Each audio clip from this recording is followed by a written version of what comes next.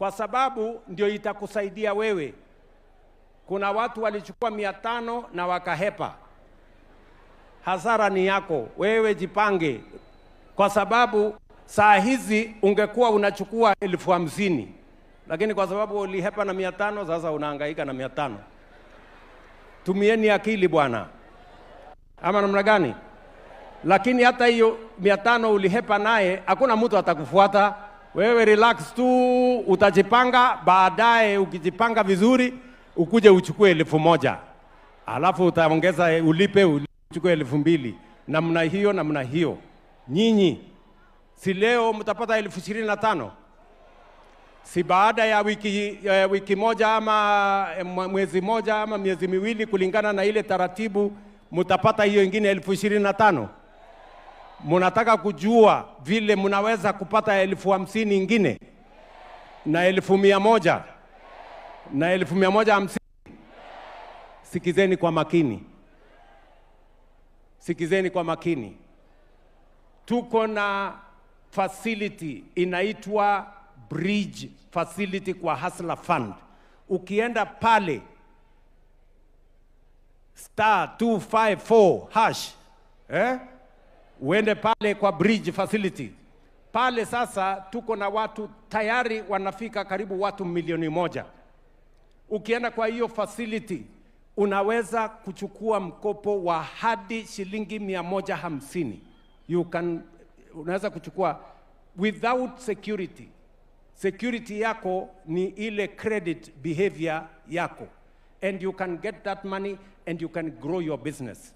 Alafu baadaye tutawasaidia vile tunaweza kuwapitisha muende kwa bank ndio muweze kukopa nusu milioni, 1,000,000, 1,300,000 huko sasa kwa mabank. Lakini hii ni riba yake ni 8% peke yake per year. Riba ilikuwa kwa zamani ilikuwa almost 100% per year. So we have moderated, na tunataka mjipange na biashara zenu. Tumeelewana jameni? Tumeelewana?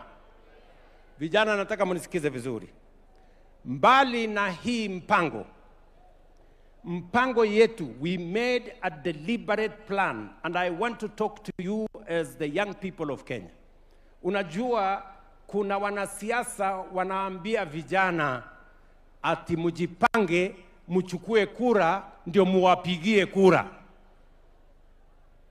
lakini hawaambii hiyo kura unapiga itakusaidia wewe na nini. Yeye anataka kuwa bwana mkubwa, na wewe utapata nini? So for those, the political class who are pushing the young people of Kenya, wengine wanasukuma fanya maandamano ndio mimi nipate uongozi, wewe piga kura ndio mimi nipate uongozi. Nataka umuulize, wewe ukipata uongozi na mimi nitapata nini? Vijana hoye, si ni kweli? Yes, we must ask difficult questions, because kama wewe unataka kijana achukue kura, apige kura, you must give him a reason why he is going to vote.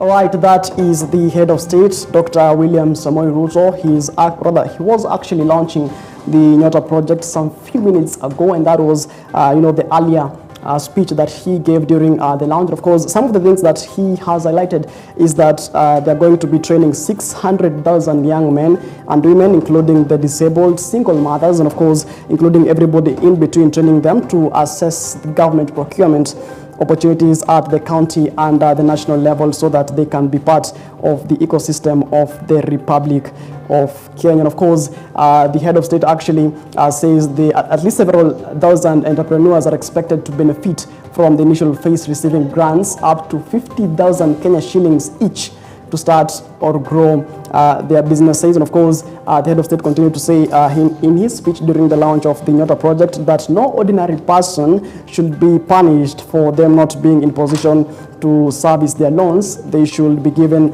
a chance. 7 million people borrow from the Hustler Fund repeatedly, and there is nobody who is blacklisted today in Kenya because we can wait for citizens who are not able to pay their money after they borrow. Those are the words of the head of state during the launch of the Nyota program, which was actually held in Kakamega County.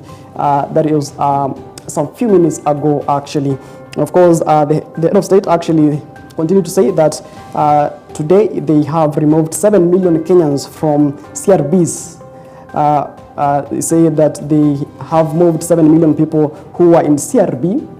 We now have 7 million people who are repeat customers borrowing from the Hustler Fund. Of course, you know, Hustler Fund, he actually introduced Hustler Fund when he took power.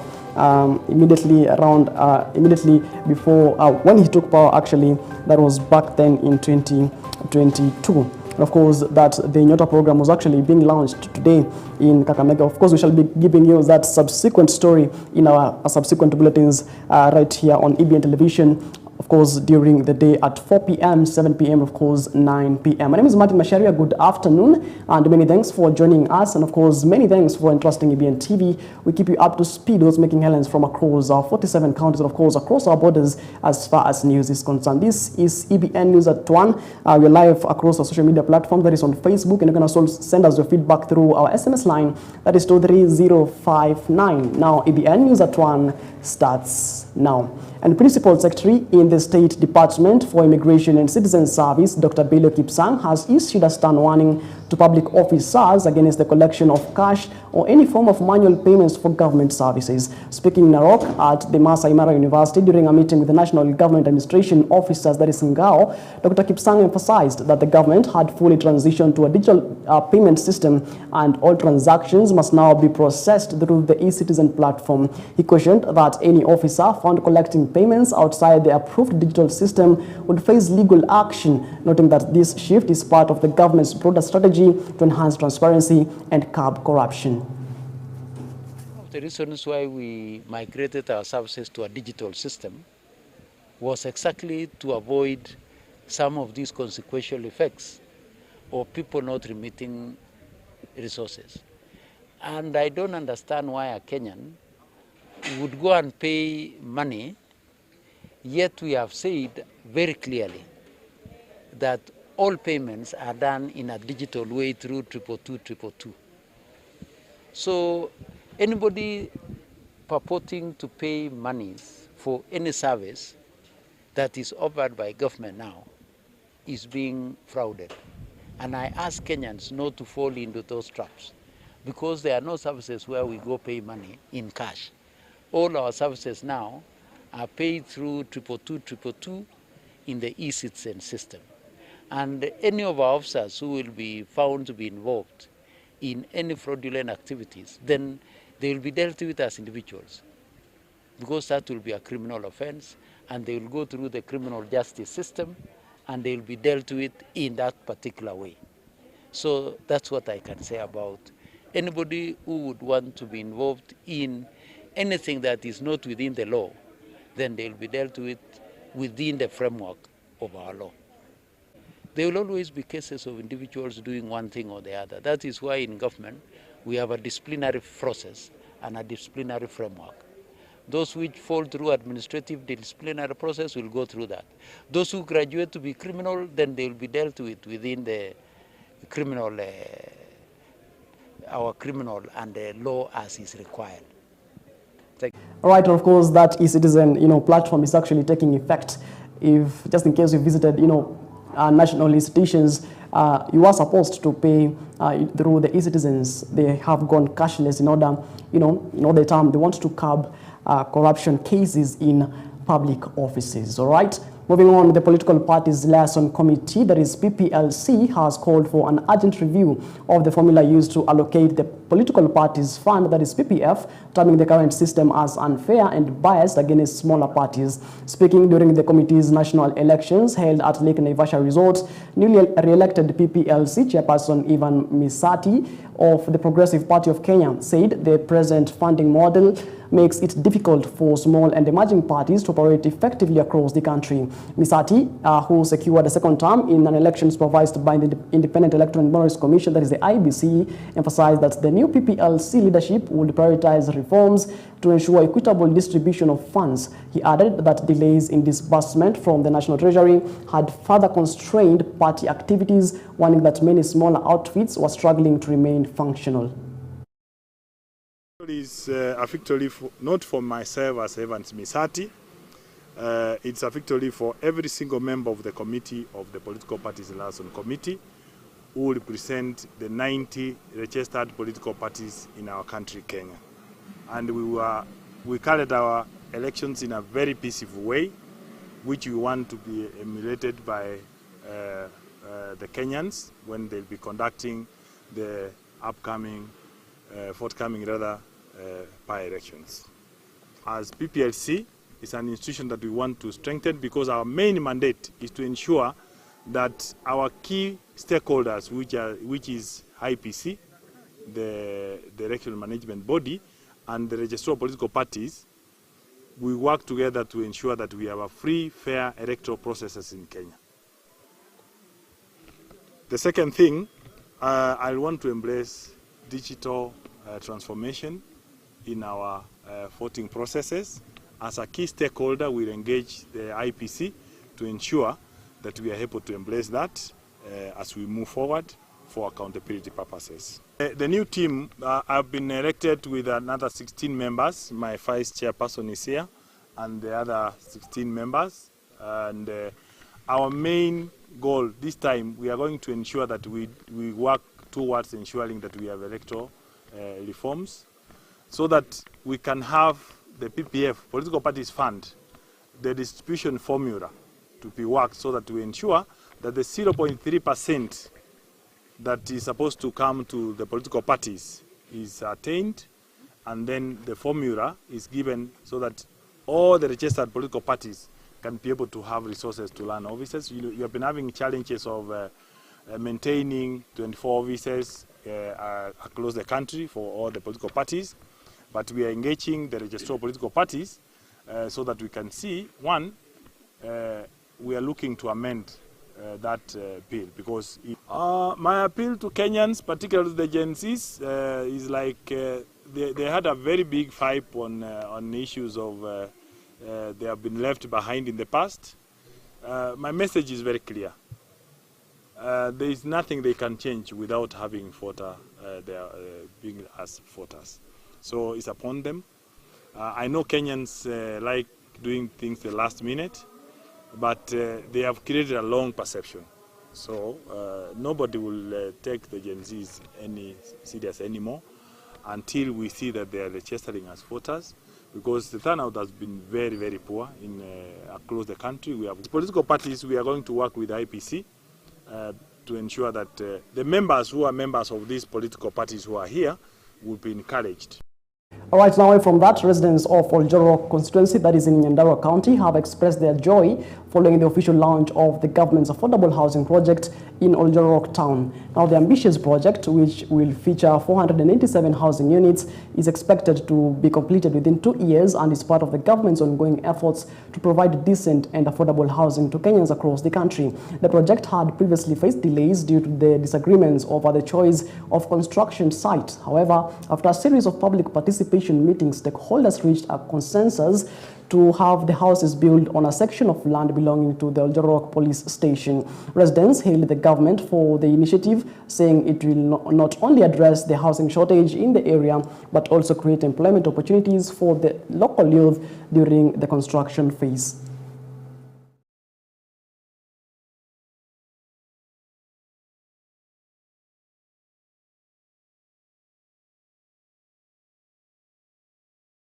All right, now let's talk matters education. And Julius Migos Ogamba, who's the CS for the Ministry of Education, has provided key clarifications on the boarding fees policy for high schools while launching the new technical and vocational education and training, that is TVET policy in Kiambu County. Now, speaking at the official launch of the national TVET policy in Kiambu, the CS reaffirmed the government's commitment to accessible and affordable secondary education. He made clear that public day secondary schools remain fully covered under the government's capitation regime, and the unauthorized extra fees, including hidden boarding surcharges in public schools, will not be tolerated. Ladies and gentlemen, we mark a major milestone in the history of Kenya's education and skills development journey. We gather for the launch of the dual training policy, a policy that speaks directly to the hopes of our young people and the promises that we have made to future generations. We gather not just to launch a policy document, but to celebrate a powerful idea that learning thrives where theory meets practice, where classrooms meet workplaces, where young people gain not only knowledge, but hands-on experience, confidence, and pathways to meaningful employment. That's why when we did the survey, I think 61% were of the opinion that the dual training policy increases chances in employment. Kenya is a youthful nation. More than 70% of our citizens are below the age of 35. This is not simply a demographic fact, but is also a national treasure. Our young people stand ready to imagine, to create, and to build. Our young people do not ask for charity, they ask for opportunity. And as a government, our duty is clear. We must equip our youth with skill. As you may already know, we provide free compulsory basic education in line with Article 53 of our Constitution. The current education reform process that is geared towards the competency-based education will not change this fact. The approved rates of capitation remain in place. That's 1,420 per year. The government has placed TVET at the center of our development agenda to expand opportunity, drive industrial growth, and empower our youth with skills, dignity, and a future they can build with their own hands and minds. Just a week ago, the Higher Education Loans Board released 441 million for upkeep loans to 54,204 students enrolled in TVET colleges. So far, more than 126,000 TVET students have been funded in the financial year 2025-2026, amounting to a total of 3.47 billion. The dual training policy, therefore, is one of the boldest steps that we are taking to fulfill this duty. It reflects our belief that learning must be practical, it must be relevant, and closely connected to the real economy. It is a critical pillar in the implementation of the competency-based education and training, and aligns with Vision 2030's promise of a globally competitive industry. Now, the government has pledged to protect Kenyans living in Tanzania following post-election unrest in the country. Now, speaking during his official inauguration as a member and ambassador of the Kenya Scouts Association, Interior Ministry Principal Secretary, that is Raymond Omolo, said that the Ministry of Interior is already working with the Ministry of Foreign Affairs through the Kenyan Embassy in Tanzania to ensure the safety of all Kenyans residing there. Omolo also assured that his ministry will cooperate with the family of the late John Okoth Ogutu, a Kenyan national who was shot dead during the election violence in Tanzania. any cause for alarm or any reason for any Kenyan in Tanzania or anywhere else to worry about their safety. What we continue to encourage everybody, like we do in this country, is that all of us, the countries, have our rule of law, and there is a respect for rule of law. Let's, whatever it is, if there are any issues, we confine ourselves to what the law allows us to do. In that way, there is no reason for anyone to be worried about anything. Yes, I know there's an unfortunate case of one Kenyan who is a teacher who in the process of all that commotion, lost his life. I have been in touch with my colleague in charge of foreign affairs, and there's already the contact that has been created with the embassy in Dar es Salaam. So what I would urge the family is that we are doing what it takes to be able to make the necessary arrangements for making sure that that particular case is handled in a manner that is respectful. And we will be reaching out to the family, and as I've indicated, we have our Ministry of Foreign Affairs that has that responsibility. So it's just to give them the assurance that we are working on it to be able to sort or resolve the issue. Initiative of making our environment better. All right, now let's talk matters international news. And US President Donald Trump has issued a renewed warning to Nigeria, vowing to take action if the government fails to curb the killing of Christians in the country. In a video message shared on Truth Social platform, Trump said that he would do things to Nigeria that Nigeria is not going to be happy about, and threatened to go into the milestone for Kenyan women's football. Under her stewardship, the team overcame Tunisia in February before securing a commanding 4-1 aggregate victory over Gambia, sealing their ticket to Morocco for the 2026 tournament. In recognition of her success, the Sports Journalists Association of Kenya panel of scribes unanimously voted Odemba as the winner, and edging out strong contenders including Kevin, who's commonly known as Bling, Wambua, who's the Shujaa coach, Musa Benjamin, boxing coach, and Nicholas Muyoti from Nairobi United FC, Meshak Senge from the National Women's Hockey coach, and Simon Odongo, Lioness rugby coach, and Kalima Lydia from triathlon coach. As SJAC, we are proud of Beldin Odemba and the Harambee Starlets. She is a true champion, and she has brought pride to the country, qualifying for the WAFCON. Remember, Kenya, this is the second time, and the first time in nearly a decade. That was the last time Kenya participated at the WAFCON was in 2016 in Cameroon. Now, this is the work of SJAC, and we are proud, and also the work of the selection panel. It wasn't easy, as it has been in all the months that we've selected this or nominated winners for this award. We had the likes of Nicholas Muyoti, who led Nairobi United to the group stages of the CAF Confederations Cup for the first time in their asking. That was a tremendous job. We also had Kevin Bling Wambua leading Shujaa to retain the Safari Sevens rugby title.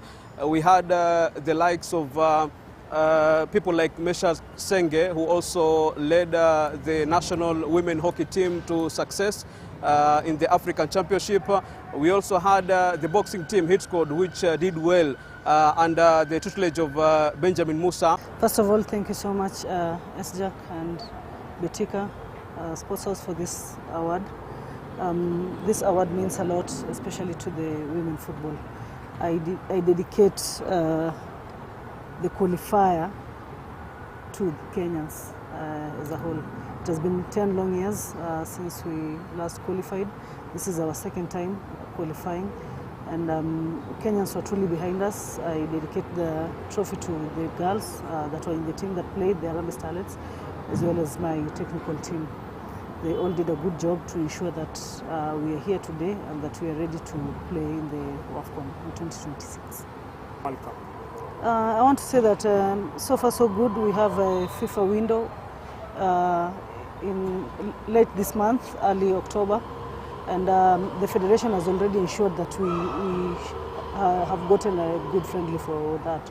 We shall play against Zambia, 2 friendly matches. We shall travel to Zambia and we shall be able to play 2 matches in their country in preparation to this. After that, we haven't sat down yet, but we are sitting down tomorrow, and then we shall make a good plan as from, let's say, as from now to when we shall be playing the WAFCON.